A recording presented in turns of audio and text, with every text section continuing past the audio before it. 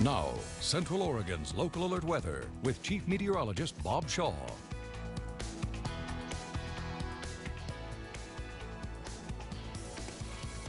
22 minutes before the hour on this Friday morning, and you know, with the warm weather headed in this weekend, Ben Parks and Rec wants to remind people how to float safely down the Deschutes River.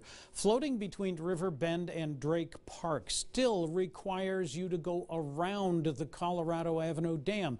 The Safe Passage project won't be finished for a few more months just yet. Floaters must exit just before the dam, just like in previous years. There are video cameras in the construction site as well. Ben Park and Rec says people who trespass will be cited. The new Whitewater Park will feature a safe passage for floaters, but again, that's not going to be ready for a few months, and you are going to have to go around the dam just like always. Well, as our skies brightened this morning, you could see that smoky haze out there across the high desert, and it's mainly because of that controlled burn southwest of town.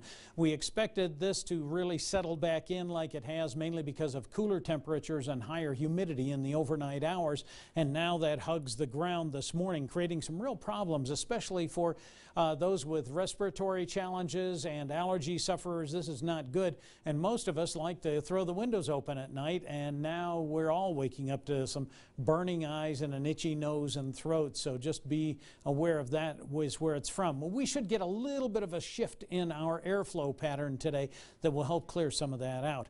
More heavy rain in eastern Oklahoma this morning, pushing some of that into Missouri, eastern Texas getting some more, the Houston and Galveston area getting some more of that rain as well, and it looks like it's going to stick around through these morning hours.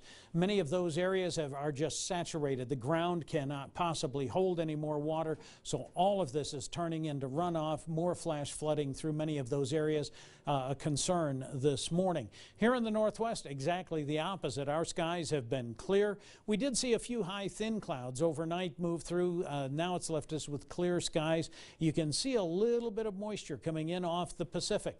That's going to hit some daytime highs today and give us some more clouds, a lot like what we saw yesterday. Right now, the winds are out of the south-southwest for the most part and very gentle here in Bend, a little more southerly in Redmond. Low to mid-50s in the valley. We're upper 40s to low 50s here in Central Oregon, and low to mid-40s off to the southeast, a little closer to home here. We do have a couple of spots at the upper elevations that are a little colder. Lapine this morning checking in at 39 degrees. Well, for the day ahead, our clear skies are going to get spoiled just a little bit, and it's mainly because of a flow much like what we saw yesterday. As the moisture came in over the warm temperatures, then you saw those clouds really bloom and thicken throughout the day. Overnight, the temperatures cooled, so we get a little bit of a break in all of that. Well, we're going to pull some more moisture in over this, and in our forecast model here in a second, you'll see exactly how that's going to shape up. Right now, clear skies across the high desert, and for the day ahead, despite starting out very clear, look what happens through the course of the day. We begin with a chance of some light showers in the Cascades.